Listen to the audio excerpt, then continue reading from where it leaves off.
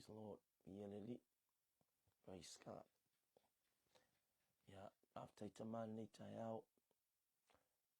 For ya tulava ya te olvi inga. Ole whamanuma, ole whanitanga. Awai taumono mea ilau fio. Ole tayao mnuia. O mato waudia fia tayao le solua. Ya o la solima fo ile nei ole masina. Lona lima ole nei tausanga. Oli whaia e o mato loto. Ivi ia e o mato tangata. Ana langa mai o mato. Leo e wha leo ina i leo oli ilau fio. Awasa to whalo nu. To whau tangata. Mato mamoe. Ma mato malolo. Sa e leo mapui pui. Sa e lavia. Sa e taitolo ina le whainga malolo. Ngā sa moa le atunu pele. Ngā tafo i leo i mātou. E uilo mātou whangalo ina o nono mātou vai o lau fio. Awa le mawhai lava lo mātou tua le oti. Awa le mawhai to le oti o le manu malo mai. Ia vi ia oe. Whaafitai tele wa ala wha i tai au mania lo watunuu. Ia ma mātou wala usafoi. O le vi inga i whaafo i atu i ate oe. Ia matua i wha tele ina lo ulava vi inga. Tu mauli whaatau wa ai tangata. Talo i nei tai au whaafitai tele Yesu. Whaafitai. Tai lau whaamaro longa mai o mātou tumua i pa i le lofi o mātou vai. Whaafitai tele Yesu. Whaafitai. Lofa mai whaasoino lau upu i nei tai au. I le se poto, i le se babe. I le se ata mai tangata. Nā na mātou loa i le whaitau. Mātou mātou fo nisi pa e ngō o fionga. Ao le ato toa o fionga mausapali. Mātou te whaalangolango le mana lilo e nganga pa ia. Ma le whao unga mai le langi e whao ua i te maa. Mātou tu mua i pa ia le lo fio mātou vai. Talatala noa mwha soa malau a inga o tangata pa ia ma le a inga o le whaatou toa malau kerisiano. E au i ala i au fionga mausapali. Ona nā tia leo le tangata. Na nā i tua le tangata. Awai le ou le tangata le vi inga. Ai ono i lau fio le vi inga. Whamanu ina lausua. Whaur whafonga o tangata. Lo whamai lau whamalo longa. O manatu. Mola ngona mai ate o e whasoa i lau. Vi ia lau fio Yesu. Amene. Ma amene.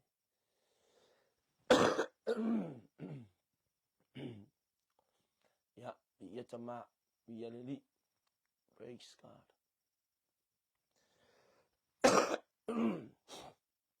Toi whatalo whatuma. O whalo whatu nei tai au manuia. Ya. Ia lo whasoa le tātou tapa au i langi. Amen. Mwhai on tātou. Toi lau lof sir whai. Ia mwhai fo on tātou toi. Mafutai nei tai au. Ni ia le li. Ia tai au leo le aso lua. Ia le aso lima le leo le masina o.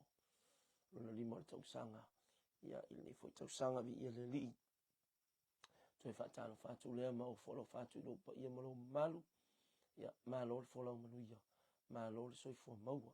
Malo fo ile langi ma. Ia whaamanuina lava lo le suafa. O no mea sisi lima le matango fie ua whaia mo i tātou.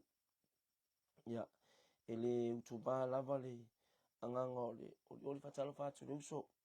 Ia J. Brown Williamu ia vi ia le li malo mafuta mai. Whaftai tele malo le lausu. Malo fo ile whatu toa. Sila fia le li ilsanga tamalana. Io whaatino molo na finangalo pa ia le li. Whatalo whatu foi ia ele sungal whawhianga inga. Tama ia fiu. Ia sungal whai evangelia. Ia malo le. Ia lausu. Ia malo fo ile. Tau pati nei tai au. Vi ia le li. Na tau fo whapenao na mafuta mai lungo le tātou. Upenga te whailangi. Ia mama whaatasi mai. Whaftai tele. Ia whaatasi mai. Whaftai fo imafuta mai. Nei tai au. Ia vi ia le li. Praise God. Ia leo tātou. Ia i nei tai au. Mana ia. Ni vai aso walwa. Iaso ne vai aso tina a. Vai aso tape nanga mona i tina. Ia. Pasau ni atu foila tau mo. Pasau ni atu foila tau mo le. Fa moi moi le asautina ia. Te le atina o lo o mai atu spa ia.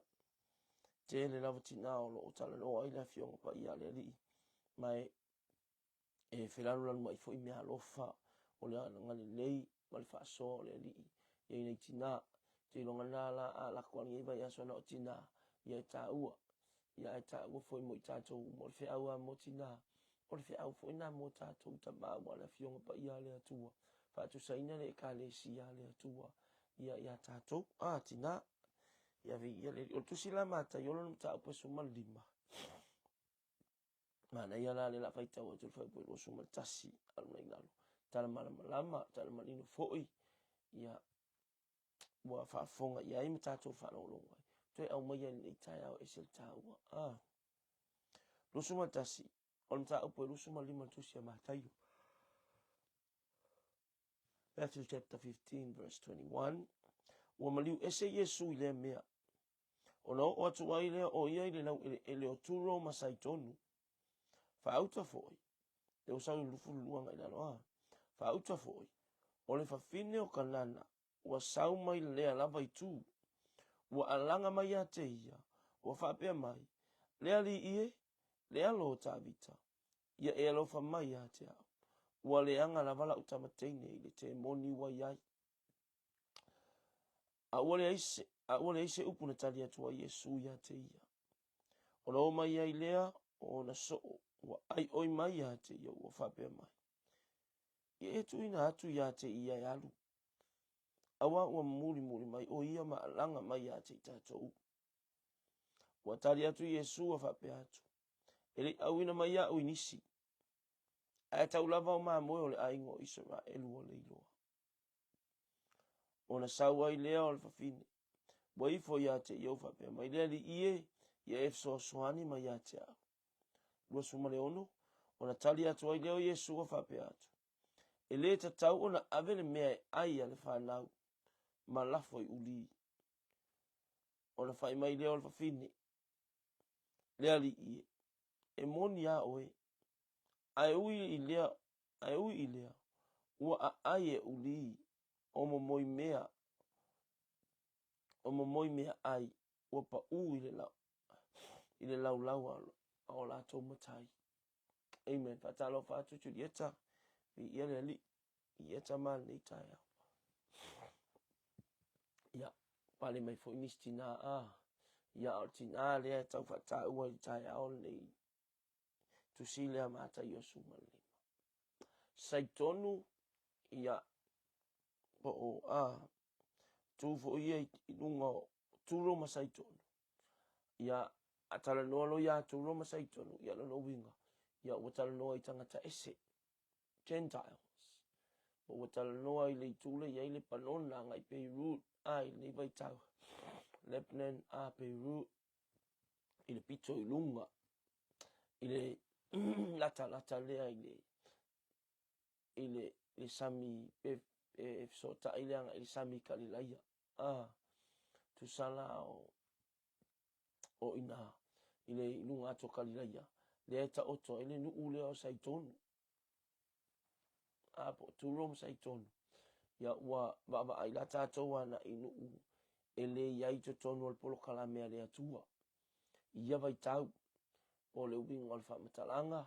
Ua o tangata ia ta ua o tangata o nuu ese. O tangata ia i le la vea i lalo al polo kalamea le atua se kalo whai a Samoa. O ma eule alofa o le ali. O ma eule alofa tama. O ma eulo na angalilei. Ma talia i tātou i tonu o lana whaola tanga. Ma whaita wina i tātou. Ma tāo whai atu i tātou. I lona mamalu ma lona pa ia. A le upu moni lava ia. Ia. Elea. Ele whaita wina Samoa. Ia e ofo ila ia tu Roma saitonu. Ele whaita wina i polo kalame ia. O whamanu ianga mai le langi. Me le taun tātou no whai pen whaftai le li. Mai le upua le bi ingo le atua le kalesia e whakasa. ua faya ya o mata mafai. E lo uta mai ua whaafitai. Ua sili lo wa lofa mai. Ua fai a o mata mafai. Te eo fai ta ua mata mafai ni maa lo lea li. Te eo fai ta ua mata mafai i to tonu ono na fina ngā loa lofa. Au ka uaile ai. Talo fatu to fine ya Natasha, fata si mai tonu wa Hawaii. Ia talo fasis, lo fatu mo oi mare a inga. Mi ia le li. Praise God. Se fo ile tūlanga i pe ona iai. O le ala fo ila lea. O lea ua wha alongol fa fine ia Yesu i tonu o saitonu. Talo fatu to fine ya Ailini Saisola. Mi ia le li. O lea ua wha alongol fa fine lea politina lea. Ia Yesu i tonu o lo latou. Ilo latou lea pito. O le tau mawhaile o le fine lea sa ili. Sa ili fafoi. O le wha awale atua lea saili po i mātou ngā luenga. Po le mātou fui tō vine. O le tala noa i le fine po le toto. O le sa ili ngai fai mai le loto. E fai mai le fatu. Whamatala tala i fai fai au le mata ngā. Whamatala tala i tama e fai fai au. Le wha alofo e sea. O le fafine e alu le palapala tulou. Pe la vea i le mai leo le puna toto. Ia pe on fai atu tae aone. Ta ua fe au le vai asone. Ia la tau fai tae tala noa tuana i tina. Tina sa ili malo. Tina fi nau. Tina le to ilalo. Tina le fiungo fie. Tina le whaalongo longo ti ngā. Tina le solomuli. Tina le fefe. Ile sa ili ngā maluia a wa a inga. Amen. Vi ia le li. Pei fo ilau tina le tala noa i tae aone. Vi ia tama. Praise God. O le sa ili ngā māloa ni tina. Ina ia manuia lo na a inga. Sa ili ngā māloa ni tina. Ai sa ili a inga ese. Wafonga. O wala nā tūru al mea lor tina. Ese a. Ma tofo le nei chai o tina e fai mele lei e teu mele lei e teu lo na inga o lo na loto i fale o lo na ano fale pe mele wingo le ngo e va le ola o mana onga mele o tina ya ola lo na inga ya manuia lo na inga ya malosi lo na inga e le fia tina e fai le mele o kamai e su e mea talo batu sungal pasta ya fai au sungal pasta Samuel Tabao vi ia le e fai me lo tamai su e mea. Pe fai ngira fe au ku o le los ka wanga ka lu su e mata wanga. Le los se ko i tu lo po se to e ia o ka savali lo su e mata. I tu a oi. A or so i fuanga me lo tina. E le fia me lo tina su e mea. E nau tina ina ia mautu ana mea fai ngā luenga. Mautu me tono na inga. Pe fai lea nei fa alu kupenga kinga. E kau mawhai tina e au mai mea e whai eile a inga. Amen. A sila la i lea tina. Peka ko wōri nei tia lea peta sila nā tūro tina. O le no mea mai whafo atu. Na tau tia lea tina o le tina mai tūro masai tonu. Tingana i loa le tina lea o Yesu e le a inga o nga ia. O Yesu e le o se tūro masai tonu. A lea ua o mai i. Na tau mawhai lawal tina lea e sa ili malo. Na tau mawhai lawal tina lea e no mea. Na tau mawhai lawal tina lea. Ina ia amene. Ina ia whamanuia ina lo na a inga o Yesu. Ua o mai tūro masai tonu. A talo whātu na whionga whatua. Mato ina. Sunga ia tafa ia vi ia le li. Priscilla Augusto. Vi ia tama. Praise God. O le tala no atu nei tae au. I au pe whaasanga i le tala no vai aso nea na nei tina amata penanga o lato waso. Amen. Sumal lima tusia mata yo fa upelo sumal tasi. Le tina turo masai tonu na sa ili manuia ia Yesu Keriso. Tingana i loa le tina i le tala feunga. Tingana i loa le tina i le fe taui. Mai le ono fo ia te ia le peka to ia Yesu. Pe ask for healing from Jesus. Ona ele ostangata taulato. Vi ia le li. ia tama ia fatalo fatu tua vi ele li tai tafa o fatu o fatu fo tama ia am tua na I ma statu ai nga ia Amerika Samoa ia le li e ti ngana I loa ele nei tina mantua le le kau ke uvi foi lalo o le nei ai kau mo fai akul tina ai le ma fai foi le au so o le va va le au so ai sea I loa le au so le se me la muri muni e tu ai a Yesu le se me la muri muni a kwai fuale a fafine I tua o lato they are Jews mo mai o fafine o saitonu maturo turo ma saitonu fine nga manga ia kau kia le tina atina esele o la fina esele fili nga o na mafau fau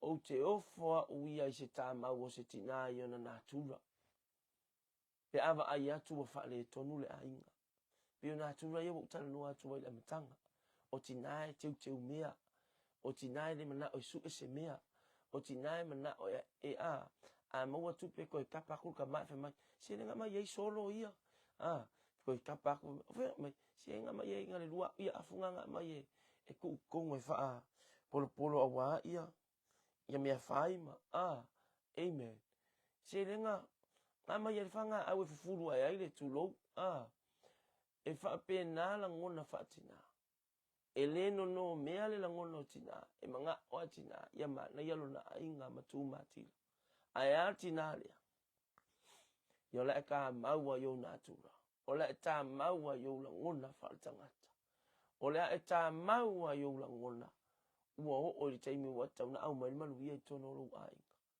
fa fonga foi o le wa ulu fia le te moni pe wa fia le te moni la na tama yo le ata maua la lo matamuli te alo no matamuli alo sa ili ai le mingoi loa o te tau ona o me fa o la tanga I sia utama I lo ainga amen e selmana ia wa le ma fai lava le tina ona taufi o ia o le tangata no ese e manino ia o le fionga pa ia le atua ua tau ma fai le nei tina se sokalu ia Yesu e le mamawa ma le upu le atua le asa I le fine puna toto po le ale matanga po le ale tautangia le fionga pa ia le atua ma le tula fono Israelu amen o le whaano fo ese o le tangata e arulu pala po le fine puna toto sa le I mawhai lea mai tau lava ina o pa I atu I se tu pa o na ofu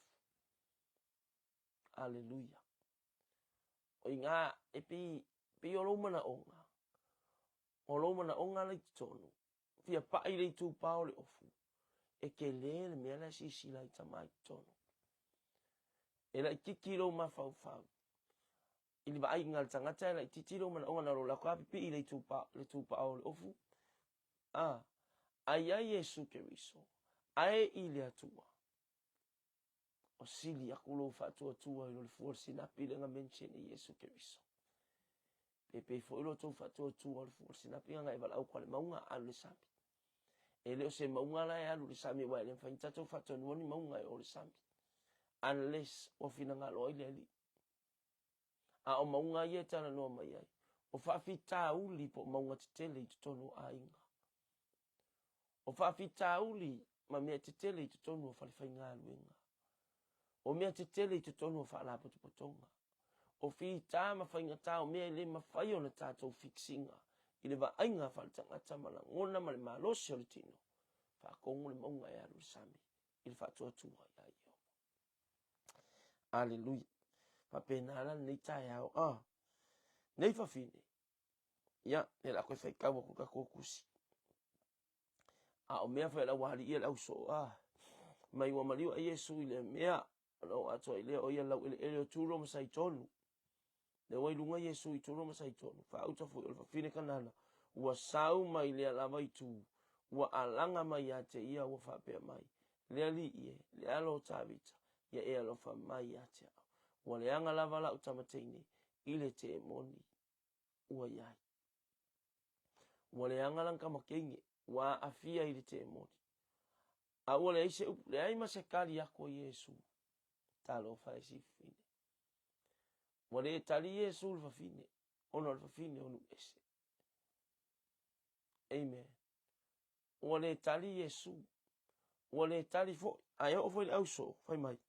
A ua tali Yesu. E mai ia auso. Ono o mai leo ona so ua ai oi mai ate iau whapea mai. Ia e tu ina atu ia te ia e alu. A wawa muri mai. O ia maalanga mai ate i tātou. Amen. Ia ta ua fo. O le alanga ma le fine fia o la ai wa kamalo lo ka ofi. O isi kamalo lo ai le o la ifa fini. Iyo. O isi tangata lava o le kale. Si o isi tangata lava o la ufa la potonga. O la ufa le fai ngā luenga. Kire koe ola ia ala ke fia ola. Amen.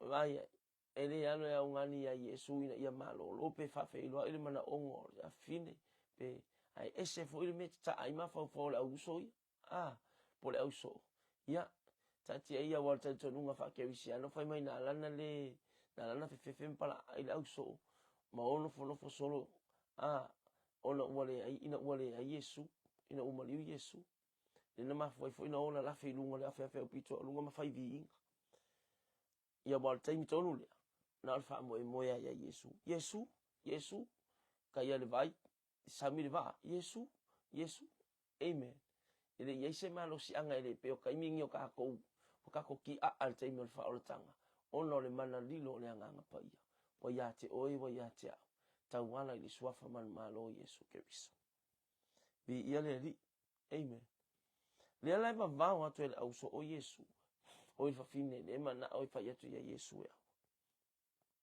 ai fa liu ma Yesu o le upelua upu tu amana ia nei tonu ele ma wale reto alfa now so which means fa now fasingo ya Yutaya fasingo ya Israel ele ma wale reto se vai ka wakul kala ke uo awota ya Yesu fa ele ya wina mai ya ele ya wina mai ya mo se tasilaba na ole inga lavo Israel no wingo le mana o fa ilo hatu na o ia ya Israel sa wa Yesu ele sa mo kuaku le ma mo aingo Israel ona sa wa ilo fine wa ifo atu ya te ia on ko kalima le Yesu ele tata ona ave me ai amen afa now longo wingo le upu fa now or children in the English version English Bible o fa now o tangata ia e tata wa po Israel ai tala no lo Yesu le uli awa le mention ia Yesu ia le uli amen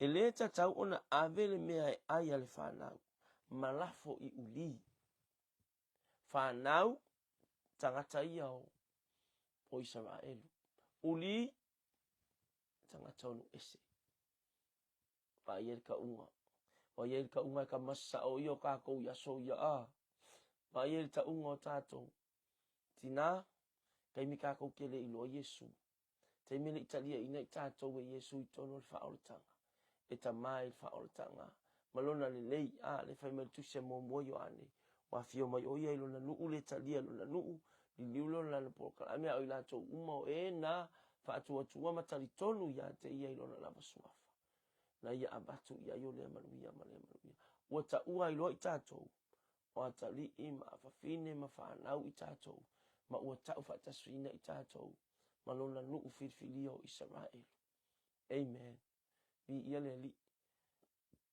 o le fi nau nga le tina o le tina o nu ese le ai fi nau e fi avea o ia ma fa nau o le ta o ia ma uli amen o le ta uli ina o ia tu low o le ta ta ifawina o ia o le ta o ia o le maile tu low ele o ta wina o se fa nau amen o ka se finga ua o ka se tawivinga o ka se malosi o le fatol nei tina sa ili malo mo lona ainga ia e fienti nao mata mai po kalame nei tai au fia fo inti nao fatasi mai mau nei tai au tato iai nei tai au le upua le atua o le tawivinga fina wiol tina fia iai totonu le li olea ele ngata ina fia iai totonu le li olea fia amailo ainga ile manuia lea o mau mai fia leipo fo ia le leipo le mai ke viso le mai Yesu children of God, children of Israel. Amen. Despite le ngona le fa pe wa o tanga tonu ese ala ba ai ia Yesu o le amakwa yo ka amakwa yo fa ka feeling ia o ina ia o ma wal manu ia le bi ia le li mai ele mai ma ua me ai afa nau ma uli talo fai tina wa mai lau sa ilinga malo awalo ai wa mai lau sa ilinga malo awale manuia o lau fanau wa mai lau sa ilinga malo awalo ainga o lau fanau o lau nu o lau ekalesia o lau farfainga benga o fa la potonga ite ia kase ia maftanga tina e maftanga tatalo e ia maftanga committee e ia ali o tatu te ia wa mai tina maftanga o fai oi matina sa ilia manuia o fai ia mata mai sa ili manuia mo le manuia lau tele au fai tau fai sa ili manuia na oe au fai tau fai sa ili manuia na o lou lava tangata malo tangata ai sa ili manuia ina ia fa manuia le atua i lea tangata ma lea tangata ma lea tangata e masani ona fai tatou a inga upuia se fai on sai au kuso on sai e fai ni mesidi ale sau ya o le manguia ngale ko kupu ai lau fanga o la to umo ti sentence o tangata e muli mai ya te oi manuia ya te oi pe la ni tina sau ele ia se le mautonu o no taofi ele ia se masalo salo o no fa mo tali tonu ilo na loto e manuia la utama ave eselo uma ave eselo fefe ave eselo pala ai ave eselo la ngona fa tangata utilo mo tangata bo walu ya Yesu ave ese yo walu al kamalo ale ke loa e manuia mana ia yo tadi tina o kasitoa on fai mai le fa fine le ie moni a oi ai ui ilea ua a aie ulio mo moi mea ai mo pa ui lau la au la to matai oh God. What a brave woman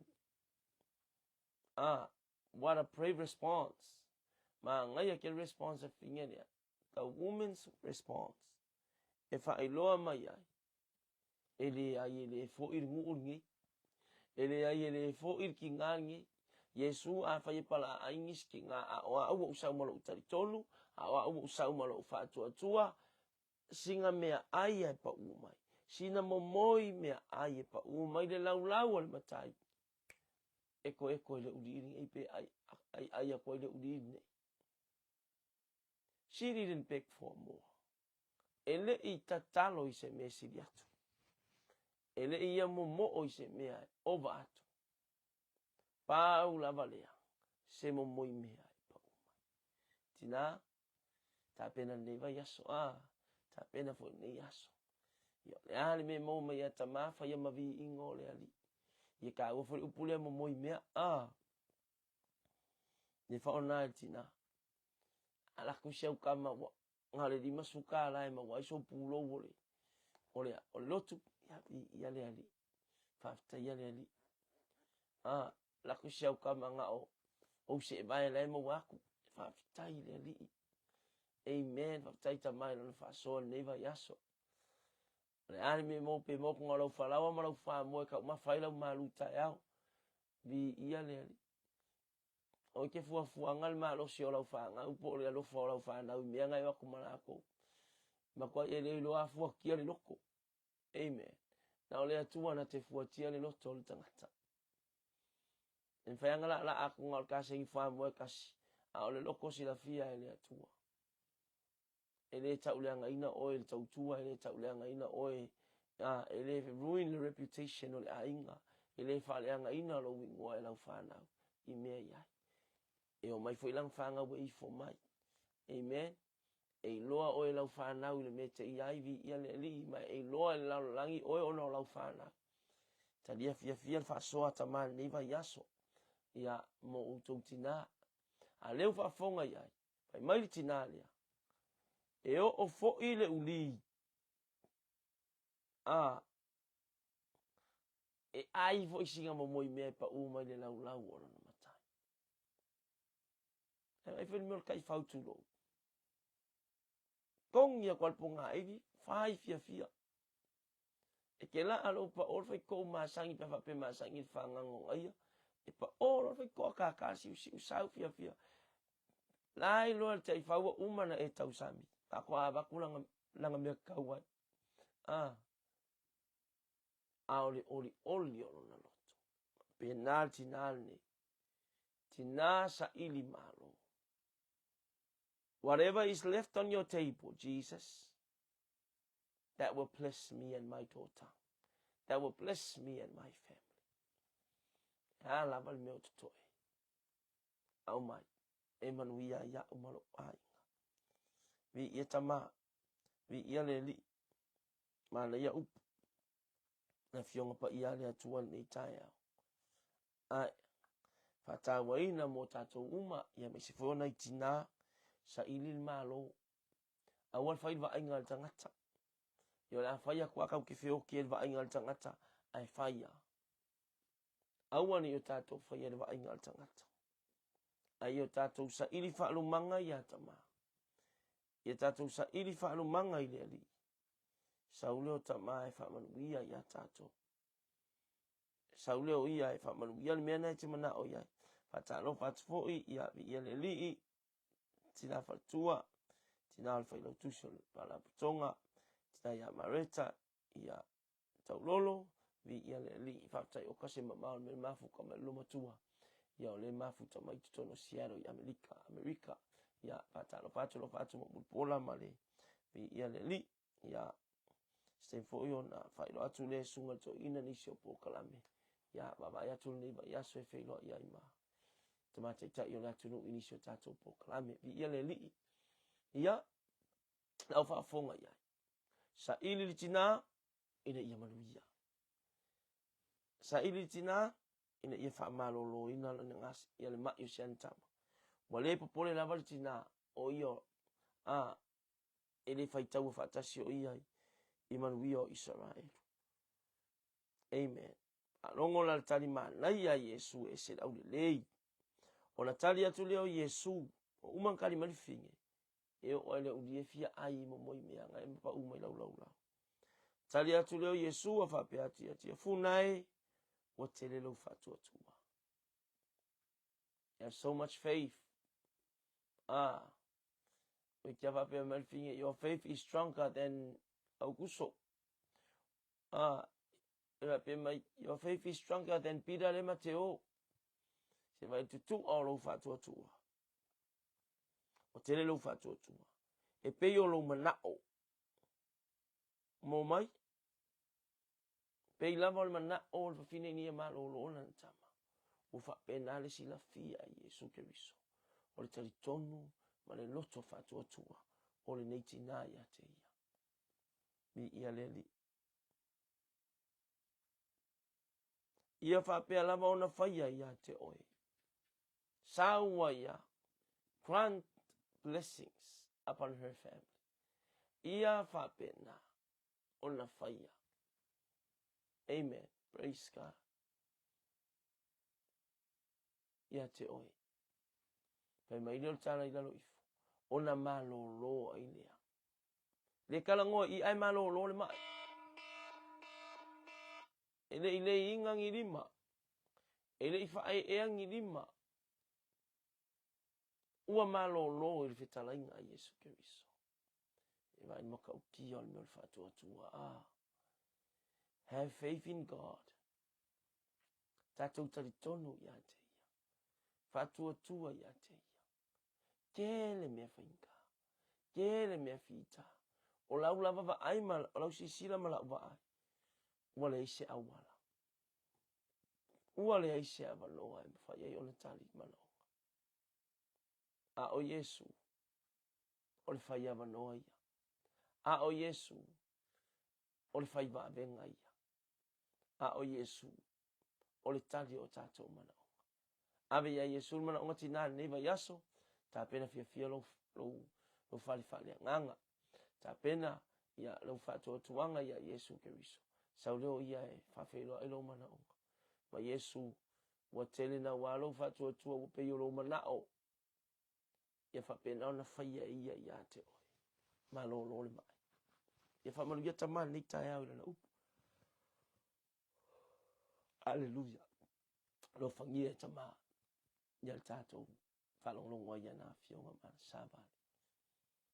Saili malo ia malu ia lo a ingatina. Tama panau saili malo. Ne ia tu matila le fa malolo. Ne ia tu matila le fa olatanga.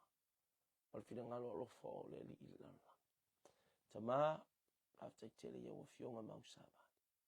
Mato falongo fa so ina foi. Mo lalo lava le loto wa le fa ia tanga tasimea. Fa mangalo foi se upu so na fo nei tai. Alo fa mai. Alfa tayo mato loto. Fa fitai tele. Mai ala upu fo. Ngalu atu pa ifo. Ayo loto fina ngalo. Talo fa tol nei tai au mo lu fa fo mo lu fa le o tangata inga luenga fi au mo tiute ma fa. Lao le ala pui ma sau la ve ina ila to le man to Yesu Kristo.